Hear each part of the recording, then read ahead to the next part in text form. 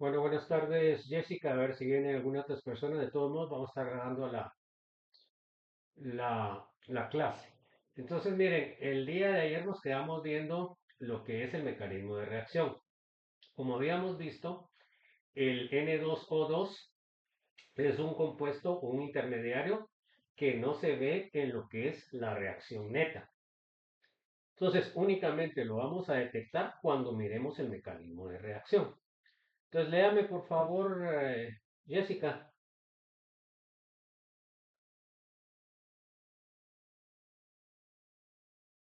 En la primera etapa elemental, dos moléculas de NO chocan para formar una molécula de N2O2. Después sigue la reacción entre N2O2 y O2 para formar dos moléculas de NO2. Entonces, se puede notar acá que el N2O2 es un intermediario y que al hacer que vamos a hacer eso, al hacer la suma neta de las reacciones, se va a eliminar, por lo cual no va a aparecer en la reacción neta, ¿verdad? Pero para nosotros poder entender el mecanismo tenemos que entender todo lo que es las partes que incluye en la reacción. La ecuación química global se representa el cambio total y está dada por la suma de las etapas elementales. Entonces nosotros para encontrar lo que es la ecuación neta, hacemos la suma de todas las ecuaciones intermediarias. Entonces fíjese pues, tenemos nosotros en este caso, la primera etapa es NO más NO, que nos da N2O2. La segunda etapa nos va a dar N2O2 más O2 y nos va a dar el producto que nosotros queremos. Entonces, si nosotros hacemos la suma algebraica de eso, pues vamos a ver que se elimina el N2O2 porque está en los reactivos y está en los productos. Entonces, se elimina y la ecuación neta nos queda como la vimos al inicio, ¿verdad? Que era una reacción únicamente que no incluía a este intermediario. Léame por favor, Jessica. Este, ahorita te creo.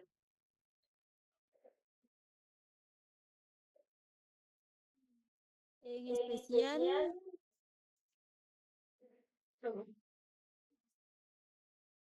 ¿Ya le salió o no? las especies como N2O2, ya.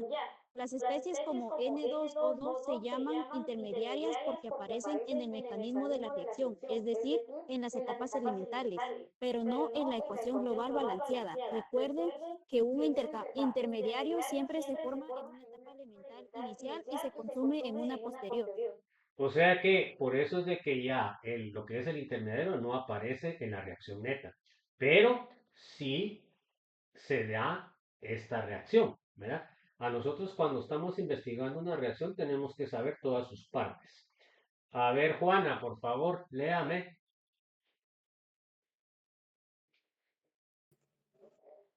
La molecularidad de una reacción es el número de moléculas que reaccionan en una etapa elemental. Estas moléculas pueden ser las mismas o diferentes. Cada una de las etapas elementales estudiadas es una reacción bimolecular, una etapa elemental que implica dos moléculas. Un ejemplo de una reacción unimolecular, una etapa elemental en la que solo participa una molécula reaccionante, es la conversión de ciclopropano en propeno. Entonces, podemos ver aquí la reacción que tenemos en la presentación, ¿verdad?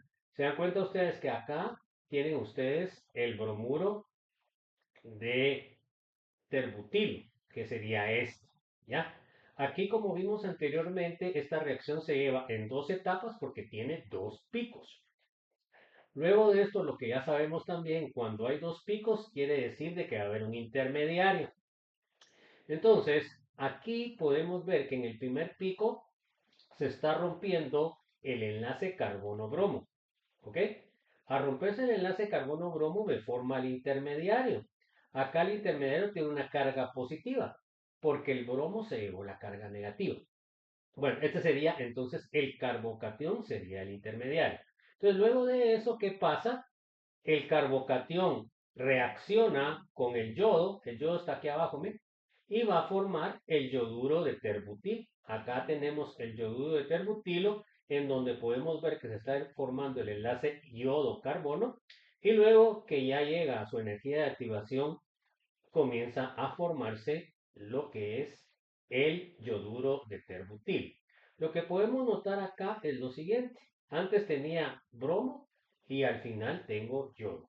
La otra cosa importante es que como tiene dos picos, entonces quiere decir que la reacción se lleva en dos etapas. Además, cuando una reacción tiene dos picos, va a formarse un intermediario. Entonces, eso es el mecanismo de reacción.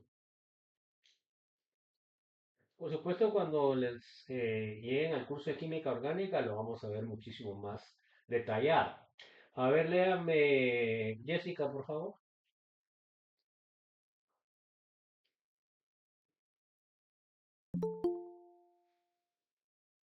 Ahí se acuerda, Juana, de llenar la lista de asistencia que les mandé el Jessica. A ver, léame, Juana, a ver si ya le llegó la.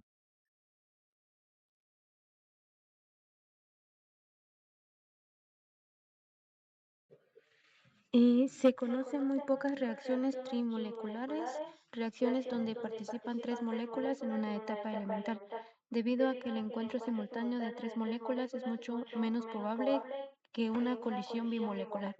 Entonces, las reacciones entre más moléculas implica el estado, la reacción, pues más difícil es, ¿verdad? Porque la probabilidad de que se junten tres moléculas es muchísimo menor que sean dos, ¿verdad? Y que sean cuatro todavía es menor. Entonces, por eso las reacciones normalmente es dos componentes. Bueno, entonces aquí podemos ver un resumen de cómo podemos nosotros interpretar un diagrama de energía. Primero, acá podemos ver que en el eje Y tenemos el avance de la reacción y en el eje X tenemos la energía potencial, que va de abajo hacia arriba. Bueno, entonces acá, a ver, Carlos, ¿cuántas etapas lleva esta reacción?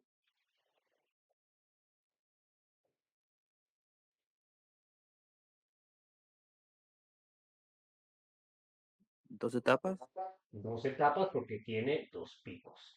A ver, Juana, ¿cuántos intermediarios tiene esta reacción? Uno, Uno, ¿verdad? Porque cuando son dos, los intermediarios va a ser el número de picos menos uno. ¿Ok?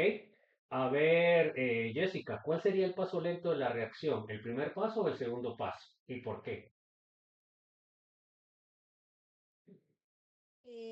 El primer paso porque necesita más energía para que se realice.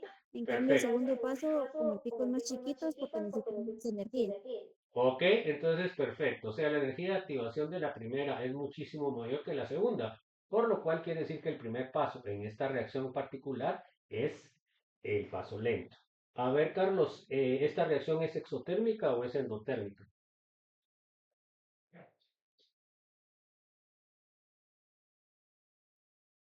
¿Endotérmica?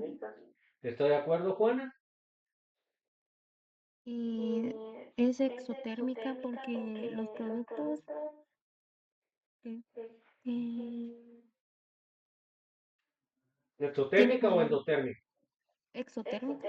Ok, los productos son más estables que los reactivos, o sea que no puede ser endotérmica. Endotérmica quiere decir que los productos son menos estables que los reactivos. ¿Queda claro, Carlos, o no? Sí.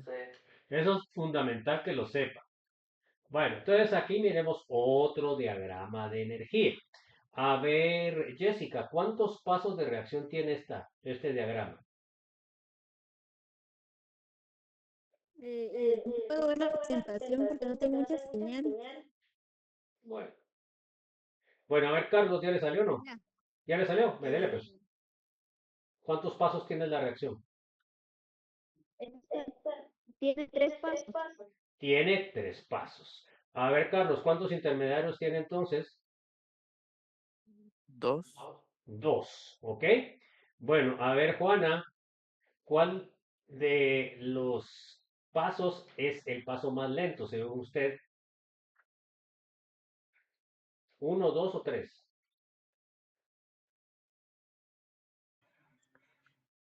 El, el 2. El 2, ¿verdad? Si nosotros medimos dentro de la gráfica, eso es lo que tenemos que hacer mentalmente o lo rayamos, ¿verdad? Que acá sería la energía de activación 1, acá sería la energía de activación 2, ¿ok? Y esta sería la energía de activación 3. Esta sería la energía de activación 3, la energía de activación 2. Entonces, a ver, Jessica, ¿es evidente que es la 2 la que tiene mayor energía? ¿Qué dice usted? Sí, Sí, ¿verdad? Es muy parecida a la 3, pero sí es un poquito más alta, por lo cual ese sería el paso lento de la reacción. Entonces, a ver, Carlos, ¿cuál sería el paso rápido de la reacción?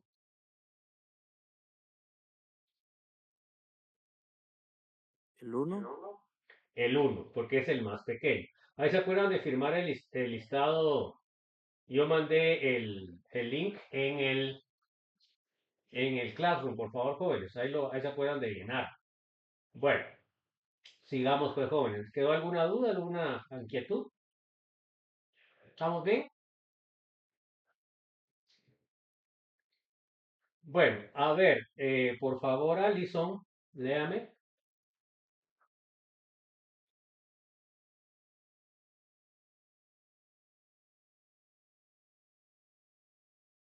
No, no oye Alison o no tiene micrófono. Bueno, a ver, Carlos Castañeda, léame, por favor. En la gráfica de reacción se puede resumir la información que se puede adquirir a continuación se resume. Ok. A ver, léame, por favor, Jennifer Barrios.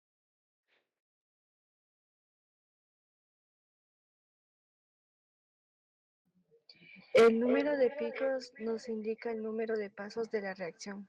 Si tengo 10 picos, ¿cuántos pasos en la reacción, Jennifer?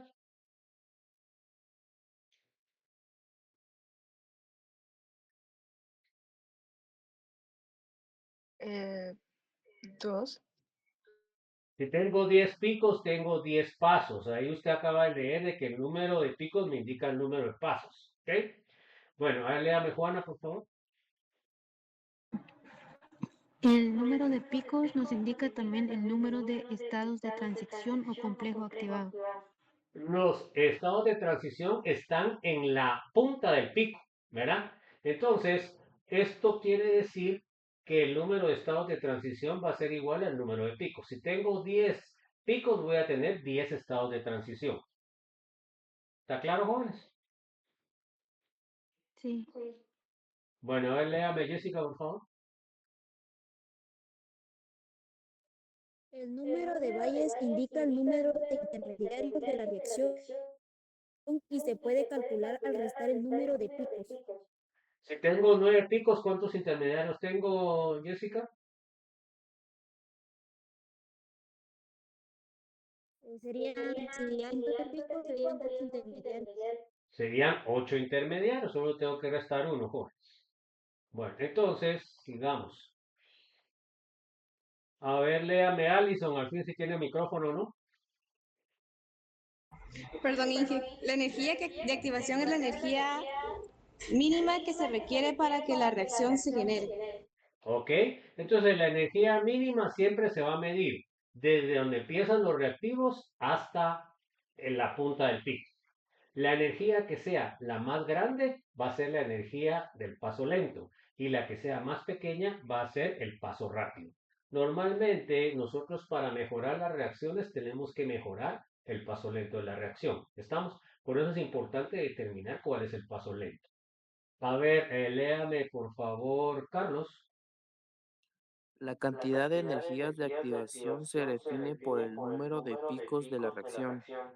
Ok, entonces, si yo tengo 15 picos, ¿cuántas energías de activación va a tener Carlos? 14. No, porque estoy diciendo que el número de energías de activación es el igual al número de picos. Lo que me está diciendo usted es intermediarios. ¿Ok? ¿Quedó claro o no? Sí. Bueno, a ver, Jennifer, léame por favor. El paso lento de la reacción será el que requiera mayor energía de la activación. ¿Ok? O sea, el que tenga la mayor, o sea, el mayor valor de energía de activación va a ser el paso lento. Léame por favor, Juana.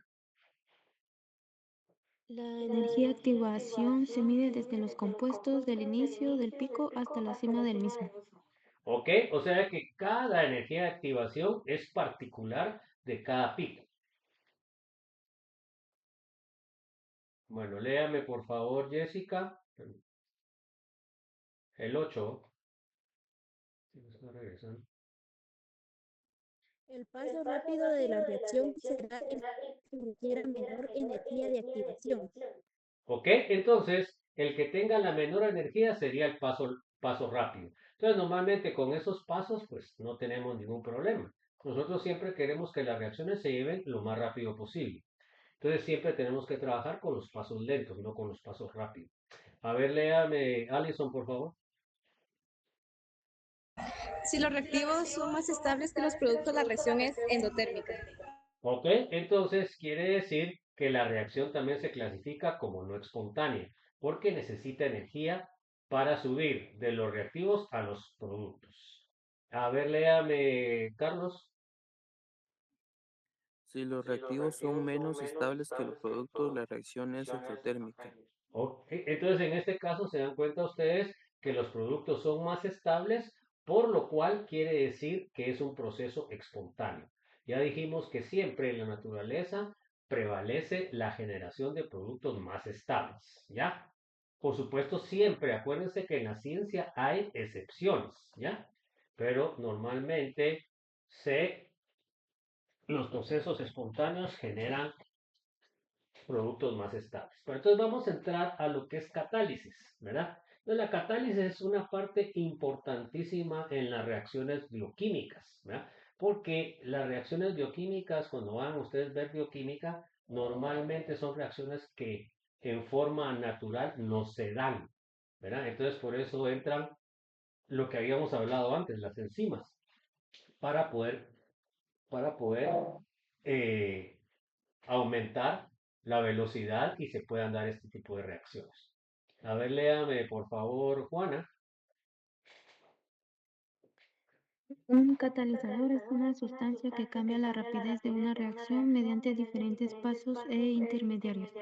Bueno, fíjense jóvenes, una cosa que les voy a aclarar. Cuando nosotros decimos catalizador, normalmente nosotros pensamos que es una sustancia que aumenta la velocidad. Eso es lo que suponemos, pero no es así. Un catalizador también puede bajar lo que es la velocidad de reacción. Entonces, por eso es de que depende si el catalizador es positivo, se va a aumentar la velocidad, pero si el catalizador es negativo, la va a disminuir. Entonces, ¿por qué? Porque a veces nosotros tenemos reacciones que son violentas, entonces tenemos que bajarle la velocidad. A ver, léame, por favor, Jessica.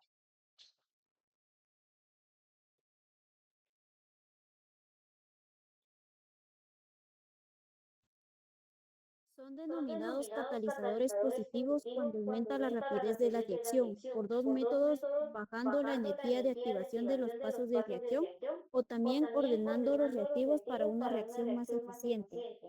Entonces, las dos formas en las cuales puede aumentar la velocidad es que la energía de activación del paso lento baje. Entonces quiere decir que la reacción se va a dar más rápido. Además, también hay catálisis en las cuales ordena las moléculas en el espacio. A eso vamos a ver que son los catalizadores que son heterogéneos, que normalmente se hacen sobre superficies metálicas. A ver, léame por favor, Alison.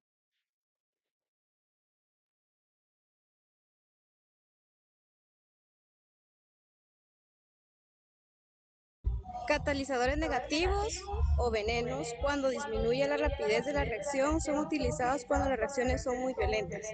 Entonces, fíjense pues, a veces necesitamos nosotros catalizadores negativos porque si nosotros dejamos que la reacción se dé normalmente, pueden ser explosivos o pueden generar sustancias que puedan ser nocivas. Entonces, lo que hacemos nosotros es utilizar, que normalmente se llama un veneno, que lo que va a hacer es que la reacción sea muchísimo más lenta, ¿verdad? Entonces, también tenemos ese tipo de catálisis. O sea, decimos catálisis, quiere decir que va a cambiar la velocidad de reacción. Puede aumentarla, positivo. Puede disminuirlo, negativo. Entonces aquí podemos ver en la gráfica un ejemplo. Si se dan cuenta ustedes, la reacción normal es la reacción que tiene color negro.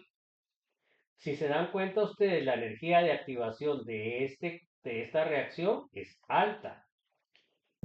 Cuando nosotros utilizamos una catálisis, se dan cuenta que es la reacción roja.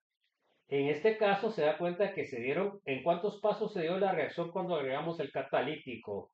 A ver, Alison, ¿cuántos pasos tiene la reacción catalizada? Que es la roja.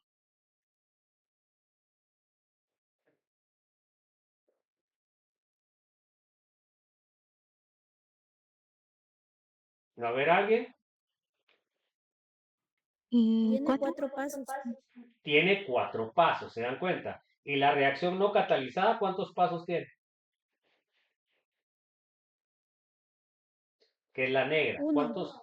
Solamente tiene uno. Se dan cuenta que el camino de la reacción es completamente diferente, ¿verdad? Y además lo que vamos a notar nosotros es que va a ser muchísimo más rápida, que eso es lo que normalmente a nivel industrial es lo que queremos los jóvenes, porque como dicen los gringos, time is money, ¿verdad? Entonces nosotros necesitamos bajar el tiempo.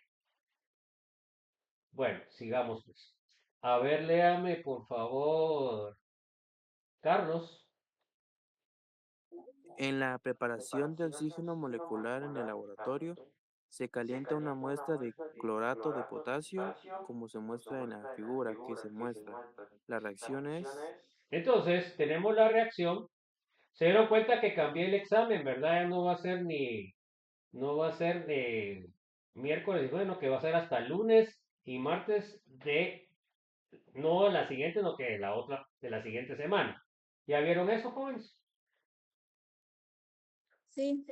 Bueno, Sí. ahí toman en cuenta eso, pues, porque como hay problemas ahora ahora hasta miércoles, fíjense, porque antes solo era jueves, solo era viernes y de ahí jueves y ahora miércoles. Entonces, para no tener problemas, lo vamos a hacer lunes y martes. Bueno, ¿alguna duda?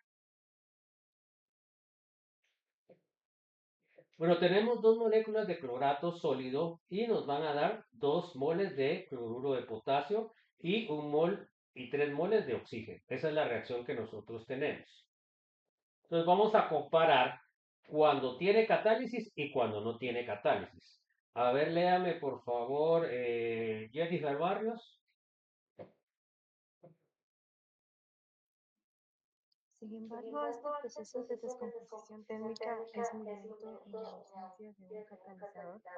La rapidez de descomposición puede aumentarse drásticamente agregando una pequeña cantidad del catalizador dióxido de magnesio 4, un polvo de color negro. Al final de la reacción es posible recuperar todo el manganeso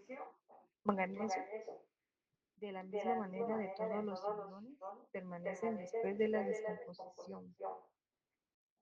Se llama peróxido. Entonces, miren, pues Ah, una de las características del catalítico es siempre que después, al final, se recupera otra vez el mismo catalítico. Se dan cuenta que echamos el dióxido de manganeso al inicio, aumenta la velocidad, pero al final otra vez obtenemos el dióxido de manganeso. O sea que solo sirvió para cambiar la reacción y dar intermediarios que reaccionen más rápido. A ver, léame, Juana, por favor. Un catalizador acelera una reacción al proporcionar una serie de etapas elementales con cinéticas más favorables que las que existen en su ausencia. Entonces se dan cuenta que como vimos en el ejemplo, normalmente se van a formar otros tipos de intermediarios que van a bajar la energía de activación.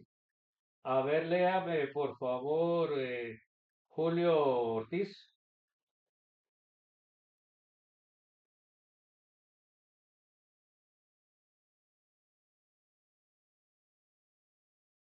Ahí se acuerdan de firmar el listado, por favor, jóvenes. A ver, léame Alison, por favor. Supongamos que la siguiente reacción tiene cierta constante de rapidez K y una energía de activación E. Ok, entonces, miremos. Tenemos los reactivos A más B, una constante, y nos dan CD. A ver, léame, por favor, Carlos. En presencia de un catalizador, no obstante, la constante de rapidez es Kc, denominada constante de rapidez catalítica.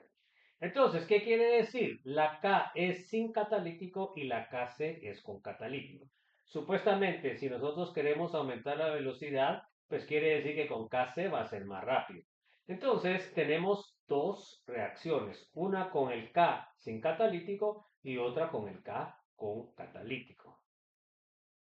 A partir de la definición de un catalizador, entonces la rapidez catalizada va a ser mayor a la rapidez sin catalizar. O sea que este catalítico es positivo porque aumenta la velocidad.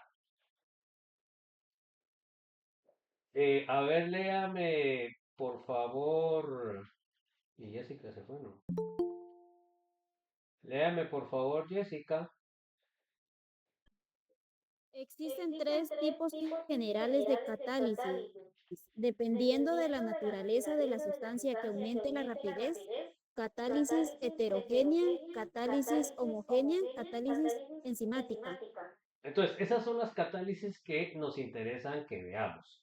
En realidad, a ustedes les va a interesar más la catálisis enzimática en la parte bioquímica y ahora en la parte industrial, lo que les va a interesar sería la catálisis heterogénea o la catálisis homogénea, ¿verdad?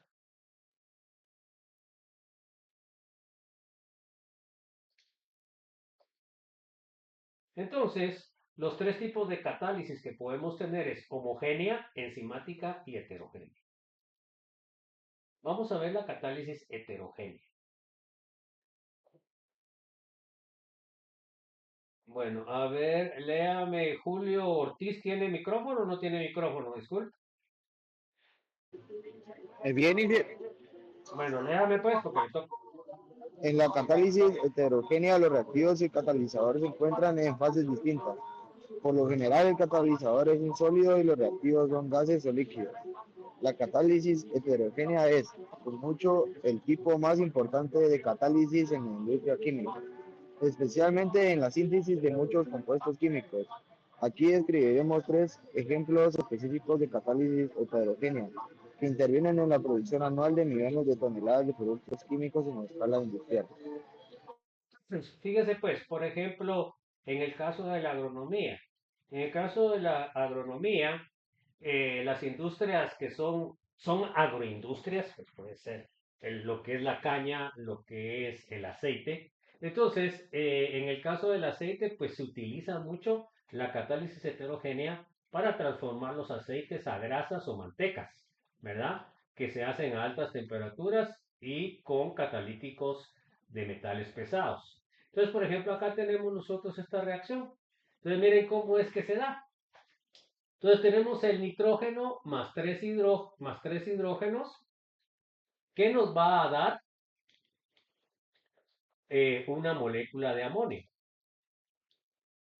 Entonces, esta reacción se da muy poco porque todos los elementos son gaseosos. Entonces, ¿qué pasa con el estado gaseoso? Que las moléculas están muy separadas. Entonces, al estar muy separadas, es poco probable que reaccionen entre ellas. Entonces, ¿qué es lo que hacemos? utilizamos un medio en el cual van a adherirse las moléculas. Normalmente son metales preciosos, paladio, platino, puede ser níquel, raleigh, bueno, puede ser un sinnúmero de metales. Entonces, ¿qué es lo que hacen los metales? Si se dan cuenta ustedes, ahí tienen los 3 moles de hidrógeno y tienen de hidrógeno y tienen el mol de nitrógeno. Miren qué pasó. Las moléculas al principio andan vacilando por todos lados. Luego, ¿qué pasó? Se dan cuenta que se adicionaron a lo que es el catalítico metálico. Luego, cuando se adhirieron o se absorbieron en el metal, esto lo que hace es de que las moléculas estén más cerca. Al estar más cerca, reaccionan. Se dan cuenta que de ahí forman el amoníaco. Se dan cuenta que estas 3 moléculas de hidrógeno se unen con este átomo de nitrógeno, igual a estas 3, y por eso al final ya se sueltan las moléculas y obtenemos el producto que en este caso sería amonio, ¿verdad? Se dan cuenta que en este caso pueden ver ustedes que este metal fue el que sirvió como catalítico. En este caso, ¿qué está haciendo? Está ordenando las moléculas, las está juntando para que puedan reaccionar. Bueno, vamos a ver los convertidores catalíticos. Los convertidores catalíticos es muy importante en lo que es los vehículos que utilizamos normalmente, ¿verdad? Porque los convertidores catalíticos van a transformar todos los gases que contaminan el medio ambiente a gases que no contaminan, ¿verdad? Entonces, por eso es importante que mucho de la inversión e investigación que realizan los que fabrican automóviles y todo tipo de vehículo gasta mucho dinero en esto. ¿Por qué? Porque los gobiernos, pero no el nuestro, jóvenes, lo que los gobiernos internacionales pidan, piden que lo que estén generando de gases después de la combustión no cause ningún daño, ¿verdad? ¿Se dan cuenta ustedes que en el tiempo, bueno, ustedes ni siquiera estaban vivos, creo yo, en el tiempo de Larsú, ¿verdad? Se puso a que tenía que medirse la contaminación que daban los autos. Era una cosa buena, pues, porque así se estaba cuidando el medio ambiente. Por supuesto, esto fue un negocio particular que se hizo con ciertas gentes, ¿verdad? Para beneficiarlos, que es lo malo aquí en Guatemala. Pero era una medida correcta porque así todos los motores de los autos tenían que pasar ese test. Si no lo pasaban, tenían que llevarlo al mecánico para que se los arreglara. Entonces, desgraciadamente se quitó eso y pues en algunos países y estados de Estados Unidos tienen esa reglamentación ambiental, ¿verdad? O sea, no cualquier vehículo puede estar eh, en la ruta. Entonces, fíjense pues, nosotros tenemos que una de las reacciones que se da dentro de la combustión del combustible es la unión de una molécula de nitrógeno más una molécula de oxígeno y me dan 2 moléculas de NO. El óxido de nitrógeno es un gas que contamina el medio ambiente, ¿verdad? Pero eso se da debido al calor que genera la combustión de lo que es la gasolina, el diésel. Entonces es un gas nocivo, por lo cual, digamos, dentro de las obligaciones que deben tener los que construyen motores, deben de eliminar este gas contaminante. Y por eso, en los escapes, los autos modernos tienen estos catalizadores para transformar todos los gases que son nocivos a la atmósfera a gases que no sean nocivos. A ver, léame por favor, Alison. Cuando se libera a la atmósfera, el NO se combina rápidamente con el O2 para formar NO2, el dióxido de nitrógeno y otros gases emitidos por los automóviles como monóxido de carbono, CO, y varios hidrocarburos que no se quemaron. Hacen de las emisiones de un automóvil una fuente importante de contaminación del aire. Entonces, fíjense pues, ustedes han oído que muchas veces la gente se suicida o se muere cuando están encendiendo su motor y está encerrado, ¿verdad? Entonces, ¿por qué? Porque el combustible produce CO como un subproducto de una quema no eficiente del combustible, ¿verdad? Eso va a depender del octanaje de lo que es la gasolina que estén utilizando y de la afinación que tengan ustedes en su motor. Pero siempre se produce una cantidad de monóxido. Y eso es lo que causa la muerte. Ustedes se dan cuenta que también aquí, por ejemplo, cuando hay mucho frío en el altiplano, también tienen chimeneas, ¿verdad? Y en las chimeneas, pues queman leña. Entonces, a veces, si no tienen una buena ventilación, pueden morirse las personas debido a que siempre en la quema de la leña se produce el CO. Entonces, tenemos que tener esos cuidados y por eso muchas veces han habido esas tragedias, familias enteras se mueren debido a lo que es el CO y que no tienen buena ventilación dentro de lo que es la casa. A ver, léame por favor, Carlos.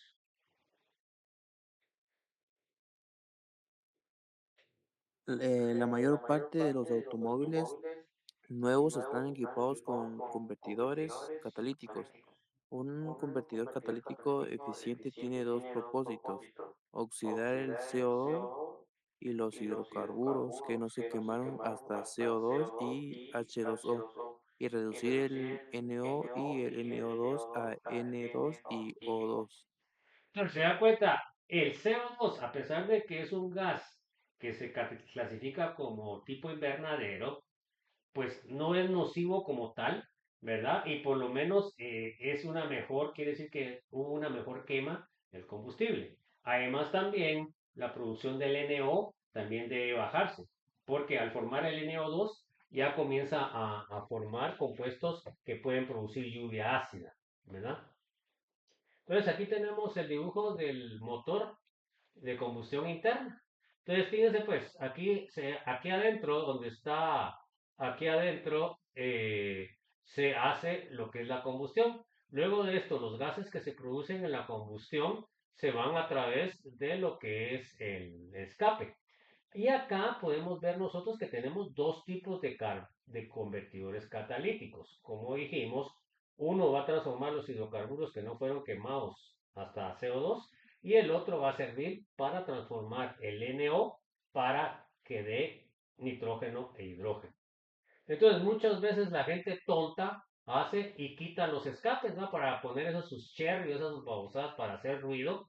Y están quitando una parte muy importante dentro de lo que es la prevención del medio ambiente. A ver, léame por favor, Jennifer.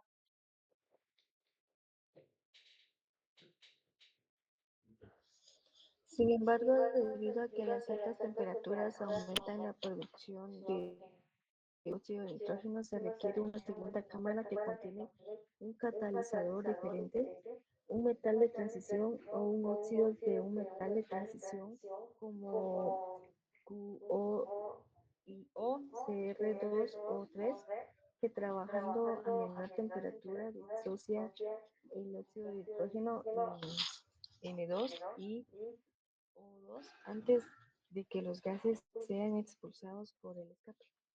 Entonces, supuestamente el segundo convertidor catalítico lo que tiene como catalítico es óxido de cobre o trióxido de cromo 2. Estos dos catalíticos lo que hacen es que descomponen el NO en nitrógeno y oxígeno. Estos dos gases pues no son nocivos para lo que es el medio ambiente. Aquí podemos ver, mire cómo es un convertidor catalítico. Se dan cuenta que esto es como que fuera piedra pómez, ¿verdad? Porque es porosa. Dentro de la piedra pómez se agrega lo que son los catalíticos que van a servir para transformar los gases que contaminan el medio ambiente. Entonces, esto es lo que ustedes verían cuando miran el escape, los diferentes convertidores. Normalmente se tienen dos convertidores. Fíjense que les cuento una historia. Y por eso a veces a mí ya no me convence lo que supuestamente antes era regla, que todo lo hecho en Alemania era bueno, ¿verdad? Fíjense que Volkswagen tuvo un gran clavo en Estados Unidos porque ellos reportaron o cambiaron los datos precisamente de la producción de gases de sus automóviles y supuestamente no estaban echando contaminación al medio ambiente. Pero resulta que ellos lo que hicieron es que modificaron los equipos de medición para que midiera más abajo. Después se descubrió ese engaño y realmente imagínense cómo quedaron todos estos disque alemanes que son buenos vendiendo sus automóviles que estaban contaminando el medio ambiente. Entonces realmente es penoso, pero es la realidad, ¿verdad? Que muchas veces la cuestión de ganancia está sobre lo que es el medio ambiente o las mismas personas, ¿verdad? Entonces tenemos que tener cuidado de eso, jóvenes.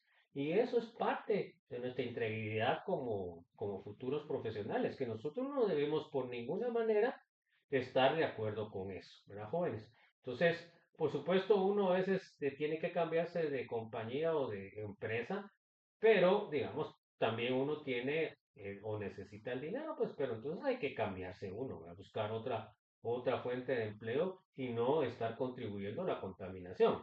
Y más en la agronomía, ustedes saben la contaminación que viene de los pesticidas, ¿no, jóvenes? Entonces, a veces los pesticidas, pues también no solamente matan a lo que tienen que matar, sino que matan otras cosas. Van a ver ustedes cuando miren sus cursos de suelos, realmente la composición del suelo es una mezcla bien compleja, ¿verdad? De parte, no solamente de parte de la cuestión inorgánica, sino que la parte orgánica. ¿Va? Hay, ¿cómo se llama? Microorganismos, hay hongos, y todo eso está en un equilibrio ecológico. Y si nosotros echamos un veneno, pues cambiamos ese equilibrio. Entonces también nosotros en la carrera de agronomía tenemos que tener esa visión, ¿no? Bueno, entonces léame por favor, Julio Sarabia, por favor.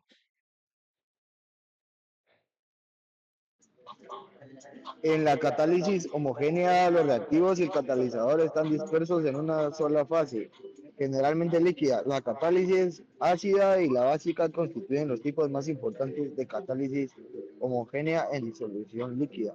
Por ejemplo, la reacción de acetato de etilo con agua para formar ácido acético y etanol ocurre en forma demasiado lenta para ser medida. Ok, entonces digamos, esta catálisis, por ejemplo, es utilizada para generar biodiesel a partir de plantas jóvenes. O sea que algunos de ustedes puede hacer que trabajen en esta área, jóvenes. Entonces, en el caso de lo que es la formación de el acetato de etilo, ¿verdad? Y que nos dé ácido acético y etanol. Entonces acá, en este caso, se dan cuenta que la rapidez es K por la concentración de acetato. O sea que es una reacción de primer orden, ¿va, jóvenes? Como hemos visto en el curso. Entonces, esta reacción es sumamente lenta cuando no agregamos un catalítico, ¿verdad? Entonces, ¿qué tenemos que hacer para poder nosotros mejorar la velocidad de reacción? Entonces, aquí tenemos la reacción, ¿verdad? Tenemos el acetato de etilo, que es un éster, le agregamos agua, obtenemos el ácido acético y etanol. Estos dos productos son productos que podemos utilizar a nivel general, ¿verdad? Pero esta reacción es muy lenta. Entonces, ¿ahora qué hacemos? Usamos catalítico. A ver, léame por favor, Jessica. Sin embargo, la reacción puede ser catalizada por un ácido. En presencia de ácido clorhídrico, la rapidez es mayor y la ley de rapidez está dada por. Entonces, si le agregamos ácido a la reacción anterior, se da cuenta que ahora la expresión de rapidez es Kc, que significa constante catalizada. Se dan cuenta que ahora, ¿qué me está catalizando? El medio ácido. Entonces, el medio ácido lo que va a hacer es que va a aumentar la velocidad de reacción. A ver, léame por favor, Alison.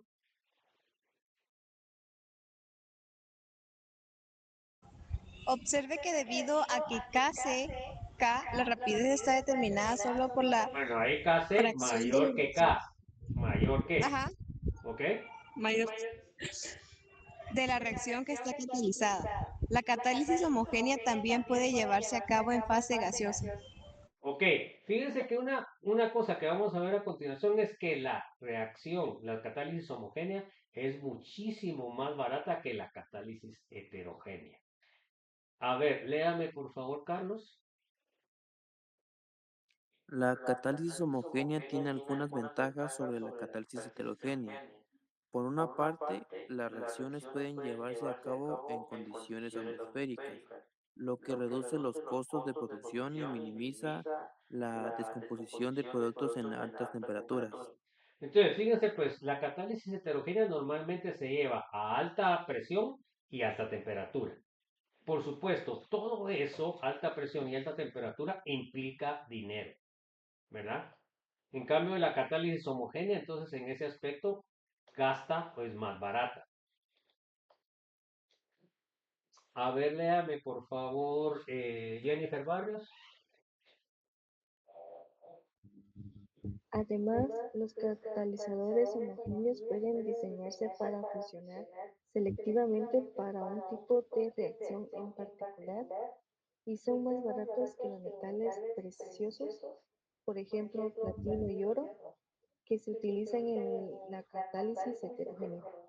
Entonces, fíjense, pues en la catálisis heterogénea no solamente se gasta dinero al generar una presión alta y una temperatura alta, sino que también los catalíticos que se utilizan son metales preciosos, o sea que son súper caros. Entonces aumenta un montón lo que es el costo. Bueno, vamos a ver la última catálisis, que es la catálisis enzimática.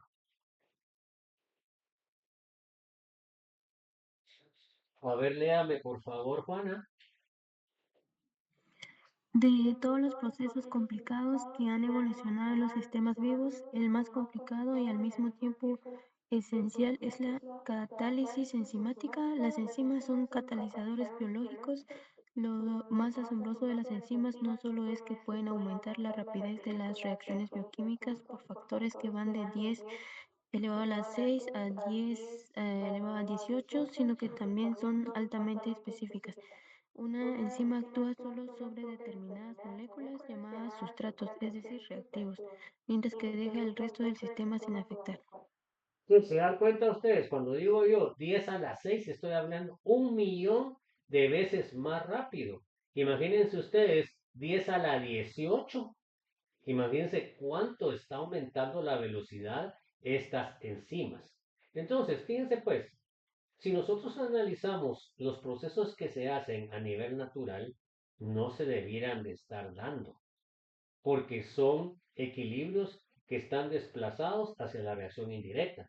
Pero con la presencia de las enzimas, estas reacciones sí se dan y se dan de una forma específica.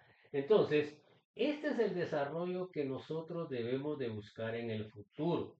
Debemos de olvidarnos de los desarrollos como hemos tenido hasta el momento, porque muchos de los procesos que tenemos en la actualidad todavía son procesos que no están siendo circulares, lo que son que producen muchos desechos y están generando problemas a nivel ambiental.